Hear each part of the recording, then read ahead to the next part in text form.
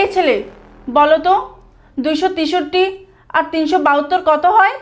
Madam 263 আর 372 madam 635। এটা কিভাবে সম্ভব? এই এই ছেলে বল তো 632 আর 891 কত হয়? ম্যাডাম 632 আর হলো 891, মোট হইল 1523। মিস তাহমিনা, আপনার ম্যাডাম কিছু আপনাদের কফি। আরে তুমি কে বাবা? ম্যাডাম আমি আপনার অফিসের পিয়নের ফোলা। আমার আব্বা খুব অসুস্থ, বিছানা থেকে উঠতে পারে না, তাই আমার আব্বার বদলে আমি আইছি। ও আচ্ছা, তুমি সেলিমের ছেলে। আচ্ছা ঠিক আছে, তুমি যাও এখন। আচ্ছা ম্যাডাম আমার না আরেকটা কথা ছিল। কি কথা বলবে বাবা, বলো। ম্যাডাম আমার আব্বার লেগিয়া ওষুধ নিয়ে যাইতে হইব। ম্যাডাম আমার আব্বা চলতি মাসে যে কয়দিন কাম করছে ওই কয়দিনের টাকাটা আমার দেন, তাহলে আমি আব্বার লেগিয়া ওষুধ নিয়ে যাইতে পারো। দেখো বাবা, তোমার আব্বু এই মাসে কয়দিন কাজ করছে সেটা তো আমার জানা নেই।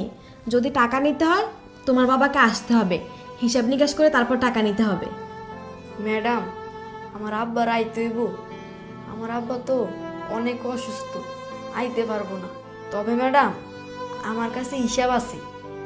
আমার আব্বা প্রথমে 3 দিন কাজ করছে 490 টাকা, তারপর 2 দিন কাজ করছে 370 টাকা, টোটাল হইল গিয়া ম্যাডাম 860 টাকা।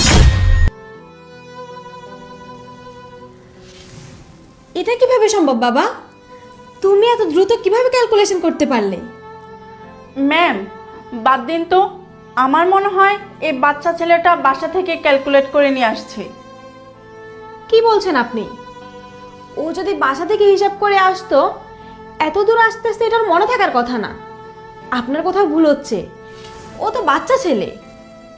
ম্যাম আমি ঠিকই বলছি, আর ওরে দেখেই তো মনে হচ্ছে ও একটা ধান্দাবাজ।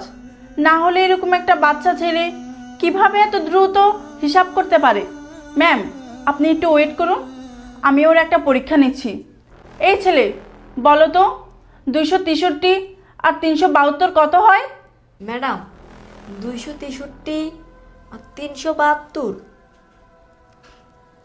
ম্যাডাম 635। সত্যিই তো, ওর হিসাব তো একদম বরাবর। এটা কিভাবে সম্ভব?